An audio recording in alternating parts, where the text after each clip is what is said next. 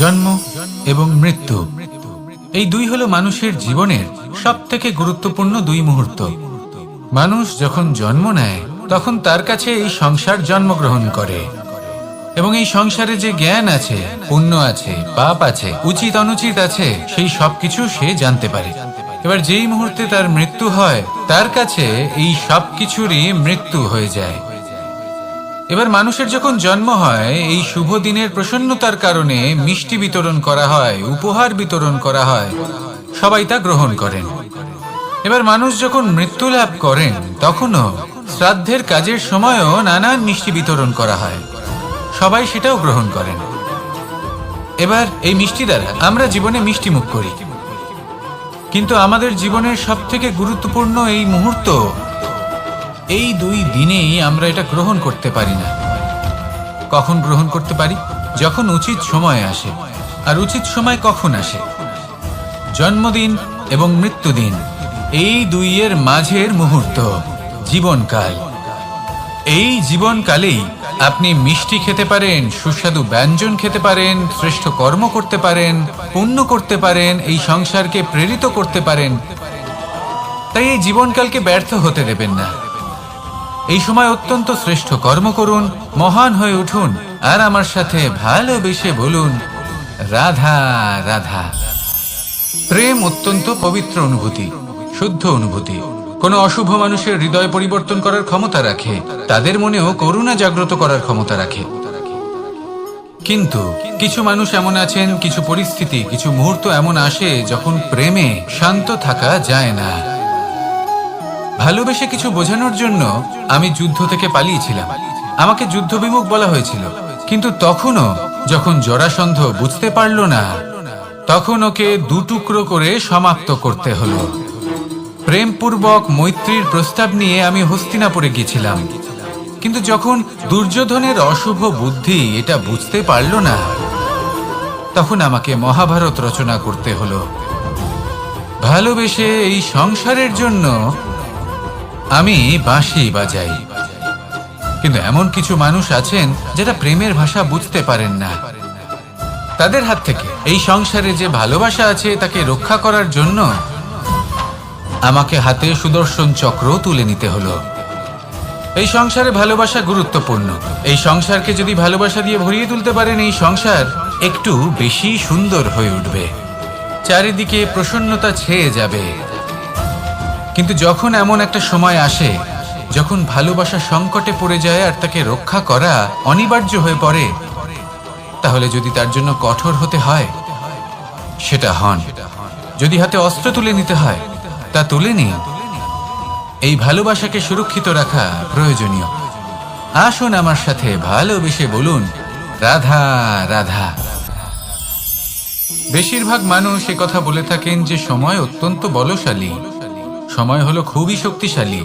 সময়কে চোখে দেখা যায় না, কিন্তু আমাদের সমস্ত কিছু দেখিয়ে দিয়ে যায়। তাই এই সময়কে কিছুটা ভয় পাওয়া প্রয়োজন। চলুন, প্রত্যেকের ভাবনা আলাদা, প্রত্যেকের মানসিকতার পিছনে নিজস্ব অভিজ্ঞতা রয়েছে, তাকে আমি সম্মান করি। আর কোথাও না কোথাও এই কথাটা সত্যি। কিন্তু যে ব্যক্তি নিজের জীবনে বিকাশ ঘটাতে চান, তিনি যতই এই সময়কে ভয় পান না কেন, তাকে এই সময়কে বুঝতে চেষ্টা করতেই হবে। যদি আপনি সাফল্যের পথে অগ্রসর হতে চান, তাহলে এই সময়কে বুঝুন, এর কথা বোঝার চেষ্টা করুন। এটা খুব আবশ্যক। দেখুন, আমরা সবাই জানি সময় আমাদের কাল, একদিন না একদিন সময় আমাদের অবশ্যই গ্রাস করবে। ততদিন এই সময়কে সম্মান করতে শিখুন। এটা কতটা শক্তিশালী সেটা বুঝতে চেষ্টা করুন, আর সময়ের সাথে তালে তাল মিলিয়ে চলতে চেষ্টা করুন। সময় নিজে থেকেই শুভ হয়ে উঠবে। আসুন আমার সাথে ভালোবেসে বলুন, রাধা রাধা। এই বৃহৎ বৃক্ষকে দেখুন, অত্যন্ত শক্তিশালী বৃক্ষ। এটা সবারই প্রিয়। তা সে ছোট হোক বা বড়, বৃদ্ধ হোক বা জোয়ান, সবাই ভালোবাসে এই বৃক্ষকে। আর সত্যি বলতে এই বৃক্ষ সবাইকে সেবা করে, সবাইকে ফল দান করে, সবাইকে ছায়া প্রদান করে। দূর থেকে দেখে মনে হয় এর কোনো পরিচর্যার প্রয়োজনই নেই, কিন্তু একজন কুশল মালী এইভাবে ভাবেন না। তিনি সময় অন্তরে খুব খুঁটিয়ে এই গাছ নিরীক্ষণ করেন। দেখতে থাকেন। যদি কোনো এমন শাখা থাকে যা রোগগ্রস্ত, তাহলে সেটা কেটে আলাদা করে দেন। যদি এমন কোনো শাখা থাকে যা মৃত, তাহলে সেটা আলাদা করে দেন। আর এইভাবে উপযুক্ত দেখাশোনা করার কারণেই এই বৃক্ষ এইভাবে সুস্থ হয়ে থাকে, সতেজ হয়ে থাকে, সবার সেবা করতে থাকে। আপনাকেও নিজের সাথে সেটাই করতে হবে। নিজের জন্য আপনাকে একজন কুশল মালী হয়ে উঠতে হবে। রক্ষা করতে হবে নিজের শরীরের, নিজের মনের। আপনার শরীর যদি রোগগ্রস্ত হয়ে পড়ে, তাহলে ওষুধ গ্রহণ করতে হবে। যদি এই মন কোনো এক কারণে বিচলিত হয়ে পড়ে, তাহলে তার থেকে নিজেকে মুক্ত করতে হবে। আপনি যদি নিজের যত্ন নেন, তবেই এই বৃক্ষের মতো হতে পারবেন। সেই বৃক্ষ যে সবারই প্রিয়, সবাইকেই সেবা করে। আসুন আমার সাথে ভালোবেসে বলুন, রাধা রাধা।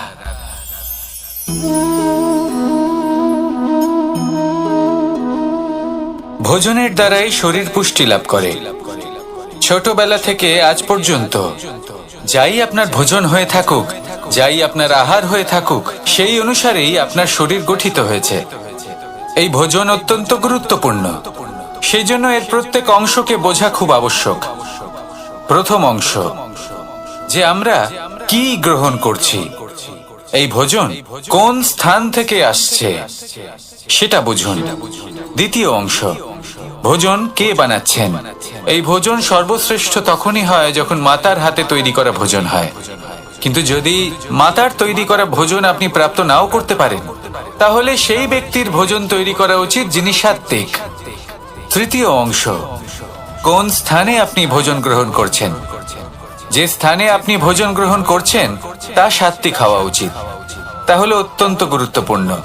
এবং চতুর্থ সবথেকে গুরুত্বপূর্ণ অংশ, তা হলো এই ভোজন আপনি যার দ্বারা প্রাপ্ত করেছেন, যেখান থেকে প্রাপ্ত করেছেন, যে স্থানে বসে আপনি ভোজন গ্রহণ করছেন, তার প্রতি কৃতজ্ঞতা প্রকাশ করুন এবং ভোজন পূর্ণরূপে সমাপ্ত করুন। তবেই এই ভোজন আপনাকে সুখী জীবন দান করবে, সুস্থ শরীর দেবে, আর এই মন তা সুপ্রসন্ন হয়ে বলবে, রাধা রাধা। মানুষের জীবনে দুটি বড় মাপের সম্বল আছে। প্রথম হলো আশা। আশা, যেটা আমাদের সামনে পথ চলার প্রেরণা যোগায়। আশা যা আমাদের শক্তি প্রদান করে, সাহস যোগায়, আমাদের এটা বোঝায় যে এখন অনেক কিছু শুভ হওয়া বাকি আছে, ভয় পেও না। আর দ্বিতীয় হলো বিশ্বাস। জীবনে যখনই আমরা কাউকে বিশ্বাস করি, তখন একটা বিশেষ মাপের শক্তি অনুভব করি।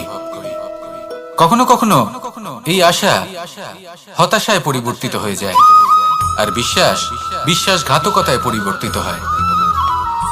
তখন কি করা যায়? তখন কি আপনি এটা বলবেন যে আশা করা অনুচিত, বিশ্বাসের অস্তিত্ব নেই? না, এটা কখনোই অনুচিত নয়। আপনি যদি কাউকে বিশ্বাস করেন আর সেই বিশ্বাস যদি সেই ব্যক্তি ভঙ্গ করে, তাহলেও এটা আপনার দোষ, কারণ আপনি সিদ্ধান্ত নিয়েছিলেন যে আপনি সেই ব্যক্তির উপর বিশ্বাস করবেন। আপনার সিদ্ধান্তের দোষ ছিল, আপনার ভাগ্যে নয়। কিন্তু ধরুন এমন একটা পরিস্থিতি এলো, তখন কি করা উচিত? আশা করুন তাদের থেকে যারা আপনার থেকে বড়, আর বিশ্বাস করুন তাদের যারা আপনার সমতুল্য। আশা করতে হলে ঈশ্বরের কাছে করুন যে আমি জীবনে যা কিছুই করছি, যে কর্ম করছি, যাকে বিশ্বাস করছি, তারা আমার সাথে যেন কোনো অনুচিত না করেন। আমি শুধু এটাই আশা করব। আর বিশ্বাস অন্য কারোর উপর করার আগে নিজের উপর করুন, কারণ সত্যি বলতে আপনি নিজেকে কখনোই ঠকাবেন না, তাই না? আসুন আমার সাথে ভালোবেসে বলুন, রাধা রাধা। এই হলো বট গাছের একটা বীজ।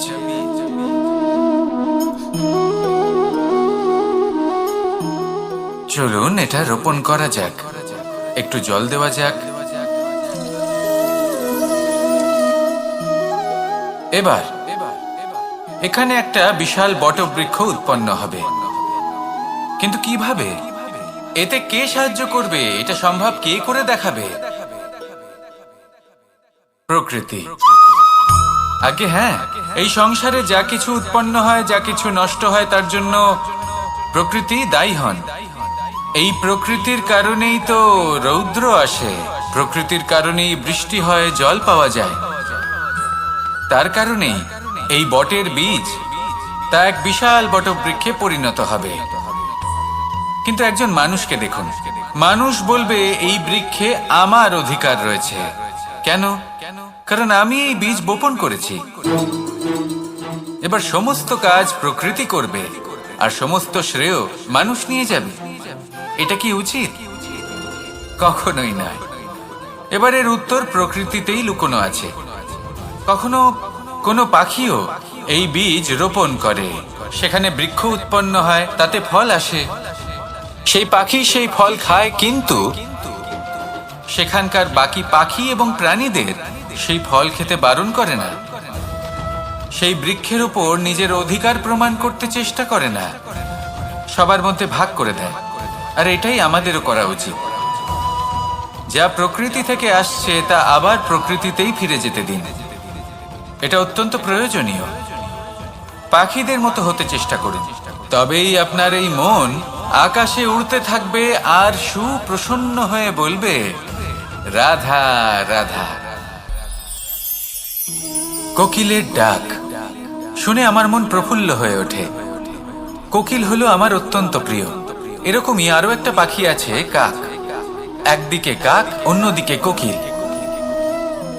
এদের মধ্যে বেশি পার্থক্য নেই, কিন্তু কোকিলের কণ্ঠ শুনে সবার মন প্রফুল্ল হয়ে ওঠে।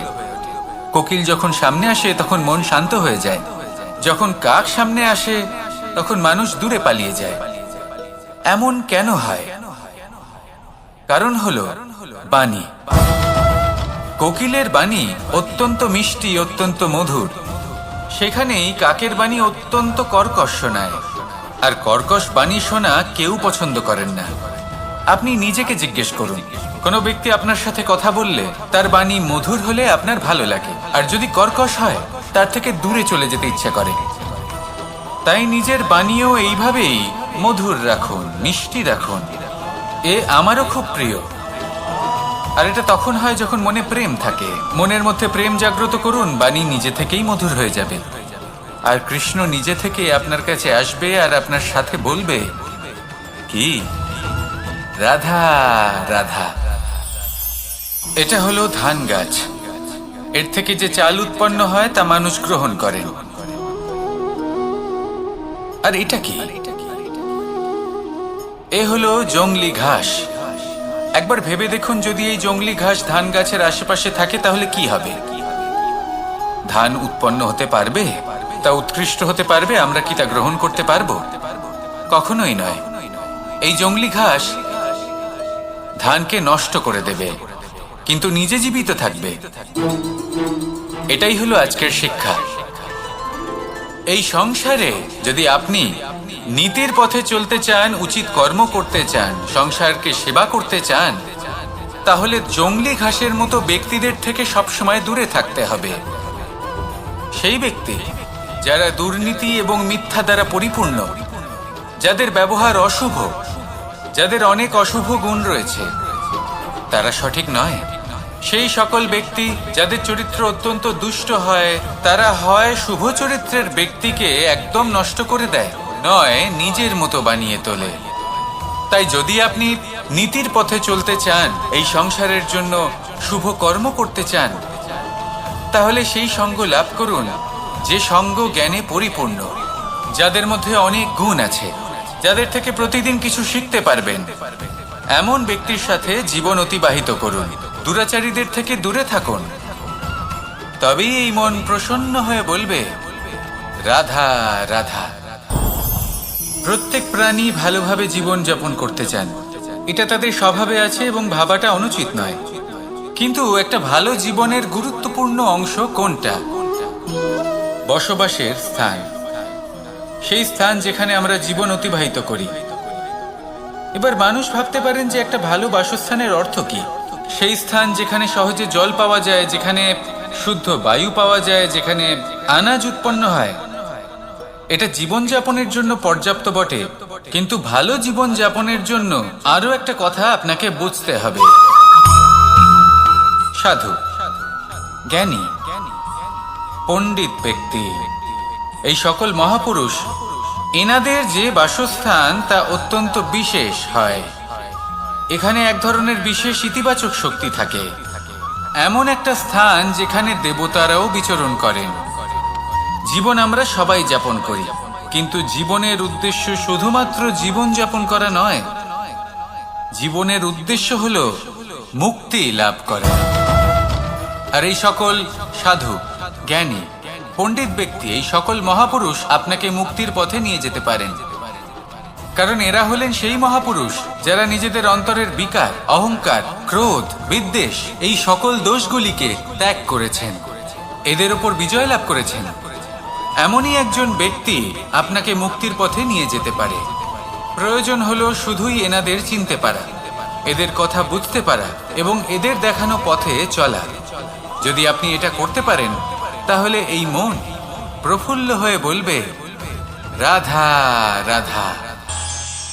আমরা যখনই কোনো গাছের চারা রোপণ করি, তখন সবার আগে পরীক্ষা করে দেখি যে যেখানে আমরা চারা রোপণ করতে চলেছি সেখানকার মাটি আদৌ উর্বর কিনা, সেই মাটি সেই চারাকে বাড়তে সাহায্য করবে কিনা। যখন একটা চারা রোপণের আগে আমরা এত কিছু ভাবতে পারি, তাহলে কাউকে বিশ্বাস করার আগে আমরা কেন ভাবি না? জীবনে কখনো এই বিশ্বাসরূপী চারা কোথাও রোপণ করার আগে বোঝার চেষ্টা করুন যে যার উপর আপনি বিশ্বাস করতে চলেছেন সে কি আদৌ আপনার বিশ্বাসের যোগ্য কি না। ভেবে দেখুন সেই ব্যক্তি ভবিষ্যতে গিয়ে আপনার বিশ্বাস ভাঙতে পারে কিনা। এটাও ভেবে দেখুন যে যাকে আপনি বিশ্বাস করতে চলেছেন তাকে আপনি বিশ্বাস করলে নিজের জীবনের উদ্দেশ্যে আপনি অগ্রসর হতে পারবেন কিনা। আর তার জন্য প্রয়োজন সঠিক সিদ্ধান্ত, পরখ করা, কোনটা উচিত কোনটা অনুচিত সেটা বোঝা। আর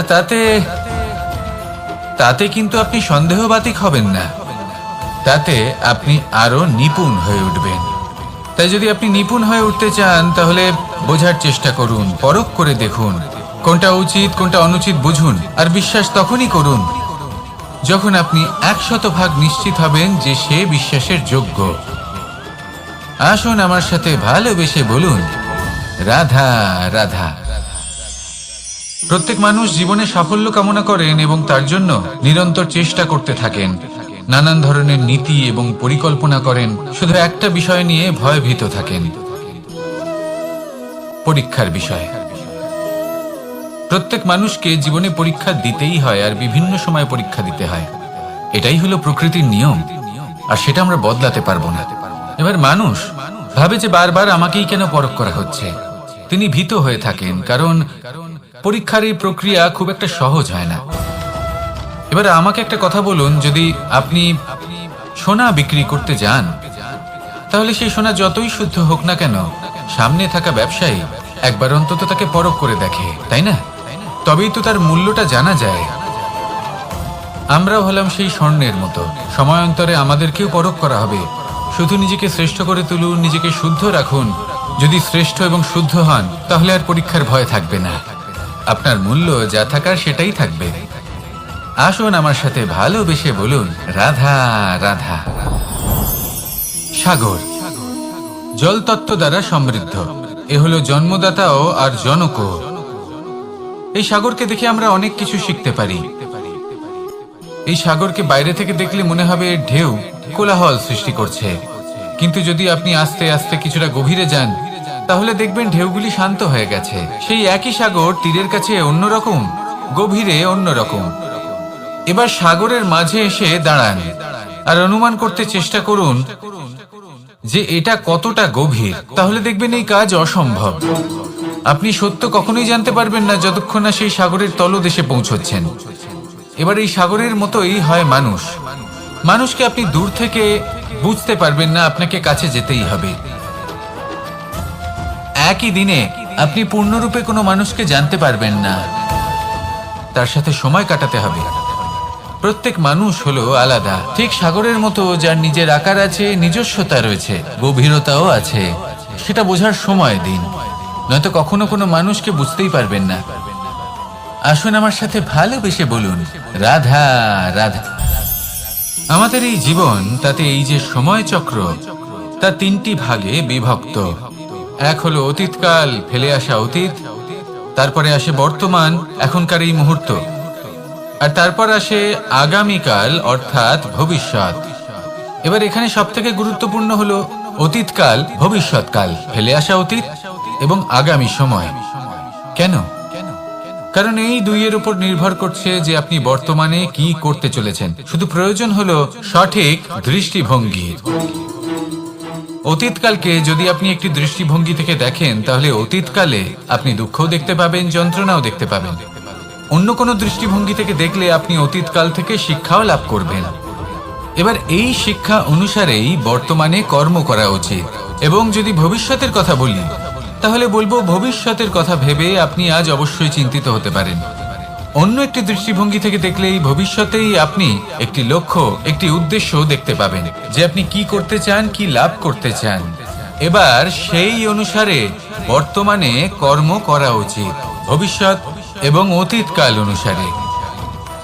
এভাবেই যদি জীবনে কর্ম করতে থাকেন, আপনার এই বর্তমানের দিনগুলো আপনি একটু নতুনভাবে বাঁচতে পারবেন। এভাবেই যদি জীবনে এগোতে থাকেন, তাহলে আপনার জীবনে আনন্দের উদ্ভব হতে কেউ বাধা দিতে পারবে না। আসুন আমার সাথে ভালোবেসে বলুন, রাধা রাধা।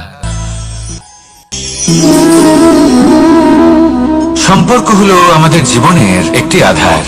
কিছু সম্পর্ক এমন যা আমরা জন্মসূত্রে লাভ করি, যেমন পরিবার, মা, বাবা। কিছু সম্পর্ক আছে যা আমরা জীবনে অর্জন করে থাকি, তা সে প্রেমের হোক, স্নেহের হোক বা বন্ধুত্বের। এই সকল সম্পর্ক লাভ করার বা গড়ে তোলার 5টি ধাপ রয়েছে। প্রথম ধাপ, কোনো ব্যক্তির সাথে আলাপ হওয়া, তার সাথে কথা বলা বা তাকে দেখা। দ্বিতীয় ধাপ, সে ব্যক্তিকে আমাদের ভালো লাগা। তৃতীয় ধাপ, আমাদের এটা চাইতে শুরু করা যে জীবনে এই ব্যক্তি যেন আমাদের বন্ধু হন, আমাদের জীবনে থাকেন, বা আমাদের কাউকে ভালোবেসে ফেলা, আর এটা আমাদের ভাবা বা চাওয়া যে সেই ব্যক্তি যেন আজীবন আমার সাথে থাকেন, আমার জীবনে আমার সাথী হয়ে। চতুর্থ ধাপ, লাভ করা। এবার এই ধাপটি অনেক মানুষের পক্ষেই খুবই সরল হয়, বড়ই সরল ভাবে নিজেদের সঙ্গীকে লাভ করে থাকেন। কিছু মানুষের জন্য এই ধাপ অত্যন্ত কঠিন হয়ে থাকে।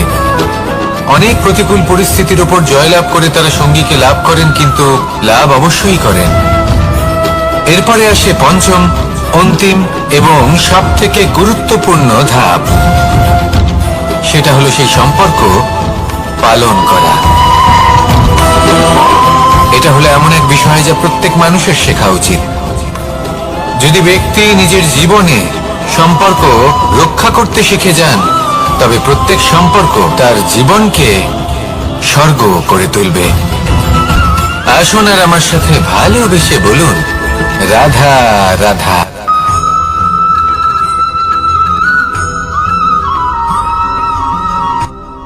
রাত্রে আমরা সুখ নিদ্রা লাভ করি, আমরা স্বপ্ন দেখি, ভবিষ্যতের পরিকল্পনা করি, খুব ভালো লাগে। সকালে যখন চোখ খুলি, নিদ্রা ভঙ্গ হয়, স্বপ্ন সেইখানেই ভেঙে যায়, আর তারপর আমরা আমাদের রোজকার জীবন যাপন করি। স্বপ্ন হয়তো মানুষ রাতের বেলায় দেখেন, কিন্তু সেটাকে সার্থক দিনের বেলাতেই করতে হয়। রাতে মধুর বাতাসের নিচে কোমল শয্যায় শুয়ে মাতার গলায় মিষ্টি গান শুনতে শুনতে নিদ্রায় আচ্ছন্ন হওয়া, স্বপ্ন দেখা, ভবিষ্যতের পরিকল্পনা করা বড়ই সরল। কিন্তু সকালবেলায় সময় মতো উঠে সূর্যের তাপ সহ্য করে, সেই উষ্ণতা সহ্য করে সর্বাঙ্গ ঘেমে গিয়ে নিজের পথ খুঁজে বের করা, সেই পথে অগ্রসর হওয়া, বাধা বিপত্তি এসবের সম্মুখীন হওয়া, আর তারপর লক্ষ্য লাভ করা, এগুলো কঠিন কাজ। এ হলো অত্যন্ত কঠিন কাজ। যদি আপনি চান যে স্বপ্ন আপনি দেখেছেন তা সত্যি হোক, তাহলে দিনের বেলায় আপনাকে বেরিয়ে কর্ম করতেই হবে, পরিশ্রম করতেই হবে। মনের এই চক্ষু দিয়ে স্বপ্ন দেখা সম্ভব, কিন্তু যদি আপনি বুঝতে পারেন যে এই স্বপ্নই হলো আপনার লক্ষ্য, তাহলে তাকে সার্থক করতে শুধুমাত্র পরিশ্রম দ্বারাই করতে হবে। তাহলে পরিশ্রম করুন আর আমার সাথে ভালোবেসে বলুন, রাধা রাধা। মানুষের জীবনে তিনটি গুণ অত্যন্ত প্রয়োজনীয়: শ্রদ্ধা, বিনম্রতা, যোগ্যতা। যদি জ্ঞান লাভ করতে চান তাহলে শ্রদ্ধার প্রয়োজন, যদি মান লাভ করতে চান তাহলে স্বভাবে বিনম্র হওয়া প্রয়োজন, আর যদি মনোবাঞ্ছিত স্থান লাভ করতে চান তাহলে যোগ্যতার প্রয়োজন। বিষয়টা সহজ। শ্রদ্ধা আপনাকে জ্ঞান দেবে, নম্রতা আপনাকে মান, আর যোগ্যতা উচিত স্থান দেবে। কিন্তু যদি আপনি এই তিনটি গুণ সম্মিলিত করেন তাহলে এমন কিছু লাভ করবেন যা এই সব কিছুর থেকে অনেক ঊর্ধ্বে। সম্মান। আর এ হলো সেই সম্মান যা প্রত্যেক মানুষের নিজের জীবনে লাভ করতে চেষ্টা করা উচিত। কারণ এই হলো সেই সম্মান যার কারণে আপনি চলে যাওয়ার পরেও এই সংসার আপনাকে ভালোবাসবে আর মনে রাখবে। আসুন আমার সাথে ভালোবেসে বলুন, রাধা রাধা। আকাঙ্ক্ষা কখন লোভে পরিণত হয়ে যায় তা কেউ বলতে পারে না। এবার তার পরিণাম কি হতে পারে তাও আমরা কেউ জানি না। আজ আমি আপনাকে বলছি, কোনো ব্যক্তি সব থেকে বেশি ক্ষতির সম্মুখীন তখনই হয় যখন সে এটা মনে করে যে সে সব থেকে বেশি সুরক্ষিত স্থানে রয়েছে। সে ভাবে যে সে সেখানে সুরক্ষিত রয়েছে। সে তখন অসাবধান হয়ে পড়ে, আর তখনই তাকে জীবনের সব থেকে বড় ক্ষতির সম্মুখীন হতে হয়। নিঃস্ব হয়ে যাওয়ার পরিস্থিতি কোনো মানুষের জীবনে তখনই আসে যখন তার কাছে প্রচুর সম্পত্তি থাকে এবং সে তার থেকে অনেক বেশি সম্পত্তি অর্জন করতে চায়। সেই অনেক বেশি সম্পত্তি অর্জন করার চেষ্টায় সে এমন কিছু করে বসে যার ফলে তাকে সমস্ত সম্পত্তি হারাতে হতে পারে। একজন রচনাকার নিজেই নিজের প্রতিভা একদম শেষ করে দিতে পারে যখন সে অনেকগুলো কাজ নিজের কাঁধে নিয়ে নেয়। একটা গুরুত্বপূর্ণ কথা সবসময় মনে রাখবেন, আজ আপনি যেখানেই থাকুন না কেন, যেমনই যে কোনো স্থানেই থাকুন না কেন, এর পেছনে আপনার আকাঙ্ক্ষার একটা বিশাল ভূমিকা রয়েছে।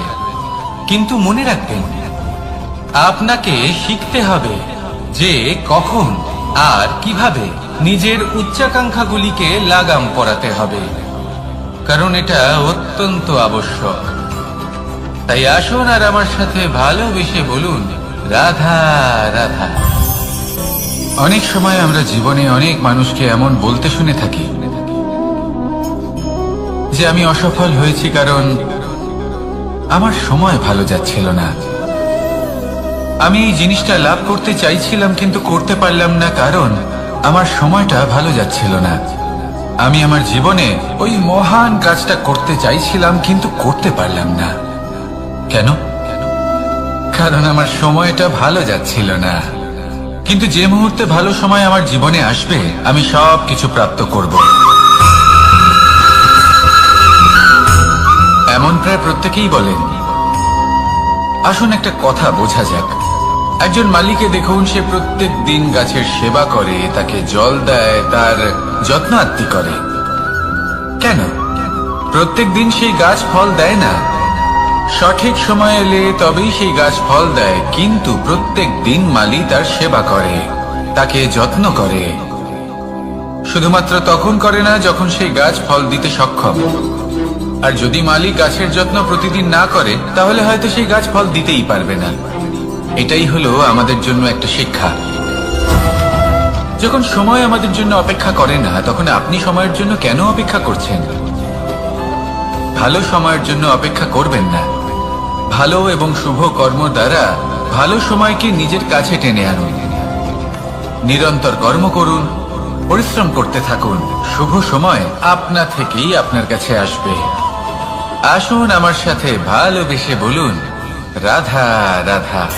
মানুষের এই সংসারে জীবনযাপন করার জন্য কিছু জিনিসের প্রয়োজন পড়ে। এমন কিছু আবেগ, এমন কিছু বস্তু আছে যেগুলো তার প্রয়োজন হয়। কিন্তু সব থেকে বেশি যে জিনিসটা তার প্রয়োজন হয় সেটা হলো সম্মানের। আমাদের ভালো লাগে যখন কেউ আমাদের সম্মান করে। আমরা কাউকে সম্মান করলে তারও সেটা ভালো লাগে। কিন্তু আপনি দেখবেন যে সংসারে বেশিরভাগ মানুষ দুটি মাপদণ্ডের ভিত্তিতে সম্মান করেন, হয় বয়স দেখে করেন বা উপার্জন দেখে, অর্থাৎ সেই ব্যক্তি কতটা উপার্জন করেন। এবার ভেবে দেখুন, এটা আবশ্যক নয় কারোর বয়স যদি বেশি হয় তার বুদ্ধিও ততটাই বেশি হবে। আবশ্যক এটাও নয় যে কোনো ব্যক্তি যদি অত্যন্ত ধনী হন বা তার মনও নির্মল হবে বা তিনি সৎকর্ম করবেন বা এমন কোনো কর্ম করবেন যাতে উনি সম্মান লাভ করতে পারেন। হতে পারে উনি ধনী কিন্তু দুশ্চরিত্র। সেই জন্য বয়স বা উপার্জন দেখে কোনো ব্যক্তিকে সম্মান করবেন না, কর্ম দেখুন। যদি গভীরভাবে ভেবে দেখেন তাহলে দেখবেন যদি কোনো মানুষ কোনো সৎকর্ম করেন তাহলে তার প্রতি হৃদয় থেকে সম্মান জাগ্রত হয়। এটাই হলো সেই সম্মান যা অর্জন করতে হবে। বয়স আজ আছে, কাল আরো বৃদ্ধি পাবে। উপার্জন আজ আছে, কাল সেটা কমে যেতেও পারে। কিন্তু যদি আপনি নিরন্তর শুভকর্ম করতে থাকেন তাহলে আপনি মৃত্যুর পরেও অমর হয়ে থাকবেন। আসুন আমার সাথে ভালোবেসে বলুন, রাধা রাধা। পাপ এবং পুণ্য, এই দুই হলো সংসারের এমন দুই বিন্দু যাকে কেন্দ্র করে এই সংসারের চক্র ঘুরতে থাকে। আমরা যদি কোনো কর্ম বিচার করি হয় পুণ্য নয় পাপের দৃষ্টিভঙ্গি দিয়ে, এটা হয় পুণ্য না হলে পাপ। কিন্তু এই পাপ এবং পুণ্য এই দুই নির্ভর করে প্রত্যেক মানুষের উপর, তার চিন্তাধারা, তার পরিস্থিতির উপর। ধরুন এমন একজন মানুষ যিনি অনেক দিন ধরে বনে পথ হারিয়েছেন, অনেক দিন হয়তো উনি কোনো খাবার খাননি। এবার এমন পরিস্থিতি চলে এসছে যে এবার যদি উনি খাবার না খান তাহলে হয়তো জীবিতই থাকবেন না। আর এমন অবস্থায় ওনার সামনে যদি কোনো প্রাণী আসে তাহলে তাকে শিকার করা, এটা কিন্তু তার কাছে পাপ নয়, এটা তো জীবিত থাকার একমাত্র উপায়। এটা তার কাছে পুণ্য সম। আর যদি আমি এমন একজন ব্যক্তির কথা বলি যিনি সরল, যিনি একটি সুখী, শান্ত, সুরক্ষিত জীবনযাপন করছেন, তার কাছে কিন্তু এটা পাপ। এইরকমই এই সংসারে ভিন্ন ভিন্ন পরিভাষা আছে পাপ এবং পুণ্যের। তার মধ্যে যদি আমি আপনাকে একটি সরল পরিভাষা দিই, সেটা হলো জীবনে যখনই কোনো কর্ম করবেন সেটা নিয়ে একটু ভেবে দেখুন যে এই যে কাজটা আমি করছি তার ফলে এই যে অন্য মানুষেরা আছেন এই সংসারে তারা কি দুঃখ পাবেন? যদি তারা দুঃখ পান তাহলে সেটা পাপ। যদি আপনি এমন কোনো কর্ম করেন যার ফলে অন্যরা প্রসন্নতা লাভ করেন, তাদের মুখে হাসি ফুটে ওঠে, যদি তারা প্রেরিত হন, জীবনে সামনে এগোতে পারেন, তাদের বিকাশ হয়, তাহলে এটা হলো পুণ্য। তাই জীবনে সবসময় পুণ্য করতে থাকুন আর আমার সাথে ভালোবেসে বলুন, রাধা রাধা। বনস্পতি ফলনের জন্য আমাদের কিসের প্রয়োজন পড়ে? একটু ধরিত্রীর, একটু পরিশ্রমের আর একটা বীজের। এবার যদি মানুষের কথা বলি তাহলে এখানে ধরিত্রী হলো মানুষের এই জীবন, যেখানে মানুষ নিজের ইচ্ছের ফল ফুল ফলন করতে চায়। পরিশ্রম হলো আমাদের কর্ম, আর বীজ হলো আমাদের নির্বাচন। আমাদের বেছে নিতে হবে যে আমরা কি বপন করব, আম নাকি ফণি মনসা। এর মধ্যে আমরা কি পেতে চাই? রসালো ফলের ফলন চাই নাকি কাঁটার ফলন চাই, তা আমাদের উপর নির্ভরশীল। কিন্তু একটা কথা ঠিক, লক্ষ্য যেমনই হোক না কেন, জীবন যেমনই হোক না কেন, যদি আপনি লক্ষ্যের দিকে এগোতে থাকেন তাহলে কর্মের সাথে খামখেয়ালি আচরণ করতে পারবেন না। যদি আপনি এমন করেন তাহলে এটা আপনাকে একটা অনুচিত লক্ষ্যে পৌঁছে দেবে, সেটা কিন্তু নিশ্চিত। সবসময় এটা মনে রাখবেন, কর্মের সাথে খামখেয়ালি হবেন অর্থাৎ কর্মফলও আপনার সাথে খামখেয়ালি হবে। তাহলে নিষ্ঠার সাথে কর্ম করতে থাকুন আর নিজের লক্ষ্যকে প্রাপ্ত করুন। আর আমার সাথে ভালোবেসে বলুন, রাধা রাধা।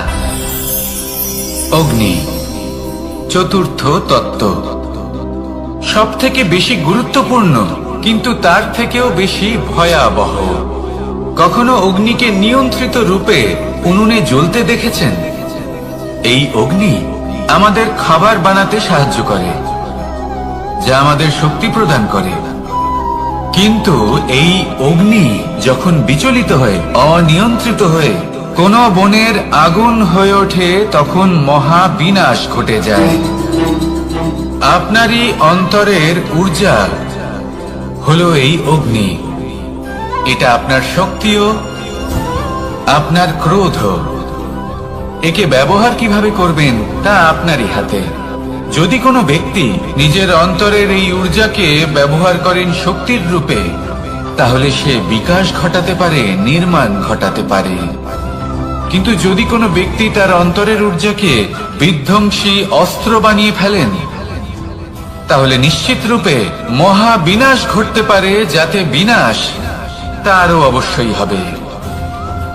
অনেক বছর পূর্বে এমনই এক আগুনের দ্বারা এই সুন্দর পৃথিবীর নির্মাণ হয়েছিল। আর অনেক বছর পূর্বে এমন এক আগুনেই সমস্ত জীব এবং সংসার বিলুপ্ত হয়ে গেছিল। এবার আপনি আপনার অন্তরের ঊর্জা দ্বারা বিনাশ ঘটাতে চান নাকি নির্মাণ ঘটাতে চান, সেই সিদ্ধান্ত আপনারই। আসুন আমার সাথে ভালোবেসে বলুন, রাধা রাধা। কখনো কখনো এমন হয়, আমরা আমাদের বাড়ির উঠোনে বীজ বপন করি, আর তা বিকশিত হয় একটা সুন্দর বৃক্ষে। তার শাখাগুলি প্রতিবেশীর বাড়ি পর্যন্ত পৌঁছায়। ফলের বর্ষণ প্রতিবেশীর বাড়িতেও হয়ে থাকে। আর আমরা ভাবি গাছ আমরা উৎপন্ন করব, আর ফল খাবেন আপনারা। এই কেমন কথা হলো? আপনাকে এই কথা বুঝতে হবে যে এসব হলো ভৌতিক বস্তু, সাংসারিক বস্তু। কখনো নিজের বাড়ির বাগানে ভালোবাসার গাছ বপন করে দেখুন। তার শাখাও প্রতিবেশীর বাড়ি পর্যন্ত পৌঁছবে, ফলের বর্ষণ সেখানেও হবে। কিন্তু সেই ফল চাইতে আপনাকে যেতে হবে না, সেই ফল দ্বিগুণ মাত্রায় আবার আপনার কাছেই ফিরে আসবে। তাই নিজের বাড়িতে আর নিজের মনে ভালোবাসার গাছ উৎপন্ন করুন। এই জীবন প্রসন্ন হয়ে বলবে, রাধা রাধা। অ দিয়ে অন্ত, আ দিয়ে আরম্ভ। এই দুইয়েরই রাশি সমান। যদি আপনি মন দিয়ে দেখেন তবে দেখবেন এদের সম্পর্ক খুবই নিবিড়। কিভাবে? যখন কোনো কিছু শুরু হয়, এটা নিশ্চিত হয়ে যায় যে তা সমাপ্তও হবে। আরম্ভই যদি না হয়, তার সমাপ্তও হবে না। যা আরম্ভ হয়েছে তার সমাপ্তি হলো অবশ্যম্ভাবী। এটাই হলো প্রকৃতির নিয়ম, একে এড়ানো যায় না। এবার এই কথা আমরা সকলে জানি। এবার মানুষ কি ভাবে যে সমাপ্তির পরে কি হতে পারে, এর উত্তর তাদের কাছে নেই। তাদের উচিত অন্য কোনো বিষয় ভাবা যা বেশি গুরুত্বপূর্ণ। এবার মানুষ এটা জানে না যে মৃত্যুর পরে কি হতে পারে, কিন্তু এই কথা অবশ্যই জানে যে জন্ম থেকে মৃত্যু পর্যন্ত এই সময়, যাকে আমরা জীবন বলে থাকি, এই সময় আমরা কর্ম করতে পারি। এই কথা তো আমরা জানি। তাহলে এমন কি কর্ম করা যেতে পারে যা আমাদের সমাপ্তির পরও আমাদের প্রাসঙ্গিক করে রাখতে পারে, এই বিষয়ে ভাবা উচিত। যে জন্মগ্রহণ করেছে তার মৃত্যু হবেই, এটা সাধারণ বিষয়। কিন্তু ইতিহাস আজও সেই সকল মানুষজনকে স্মরণ করেন যাদের এই সংসার তাদের মৃত্যু নয়, বরং তাদের জীবনকালে যে কর্ম তারা করেছেন তার দ্বারা মনে রাখেন। সেই কর্মের কারণে এই সংসারে তাদের নাম, তাদের কর্ম, তাদের ব্যক্তিত্ব, তাদের কীর্তি অমর হয়ে থাকে এবং থাকবে। আপনার কাছে এতটা সময় নেই যতটা আপনার মনে হচ্ছে আপনার কাছে আছে। সেই জন্য যত শীঘ্র সম্ভব শ্রেষ্ঠ কর্ম করুন, যতটা পারবেন ততটা অধিক সুকর্ম করুন। এই সংসারে নিজেকে অমর করে তুলুন আপনার মৃত্যুর পরেও। আর আমার সাথে ভালোবেসে বলুন, রাধা রাধা। ওমা, এ কি? আমি কখন থেকে এখানে অপেক্ষা করছি, হাত পেতে দাঁড়িয়ে রয়েছি যাতে একটা ফল আমার হাতে এসে পড়ে এবং সেটা আমি খেতে পারি। কখন থেকে অপেক্ষা করছি, কিন্তু সেটা হচ্ছেই না। এবার আপনি বলবেন যে এসব কি বলছি, এ কি অদ্ভুত কথা বলছি। যদি ফল খেতে হয় তাহলে আমাকে বৃক্ষে চড়তে হবে, ফলের কাছে পৌঁছতে হবে, তবেই তো ফল পাবো। এবারে এটা অত্যন্ত সহজ ব্যাপার, কিন্তু এই বিষয়টা আপনি নিজের জীবনের প্রসঙ্গে ভেবে দেখুন। লক্ষ্য কোথায় আছে আপনি জানেন, সেই লক্ষ্যে পৌঁছানোর পথ কি সেটাও আপনি জানেন। সেই পথে চলার ক্ষমতাও আপনার রয়েছে, কিন্তু তাও আপনি নিজের লক্ষ্য লাভ করতে পারছেন না। কেন? কারণ আপনি অপেক্ষা করছেন যে লক্ষ্য আপনার সামনে চলে আসবে, কিন্তু তা হয় না।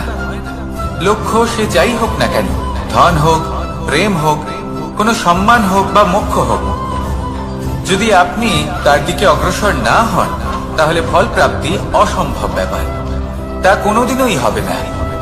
সেই জন্য আপনার চোখের সামনে আপনি যদি নিজের লক্ষ্যকে দেখতে পান, তাহলে উঠুন এবং সেই দিকে অগ্রসর হতে শুরু করুন। নিজের অন্তরের সকল অশুভ গুণ দূর করুন, অলসতা ত্যাগ করুন, অজ্ঞানতা ত্যাগ করে দিন এবং চলতে থাকুন। অবশ্যই মনোবাঞ্ছিত ফল লাভ করতে পারবেন। মনে রাখবেন, চলতে থাকলে তবেই লক্ষ্য প্রাপ্তি হবে। অপেক্ষার দ্বারা শুধুমাত্র মৃত্যু লাভ হবে। আসুন আমার সাথে ভালোবেসে বলুন, রাধা রাধা।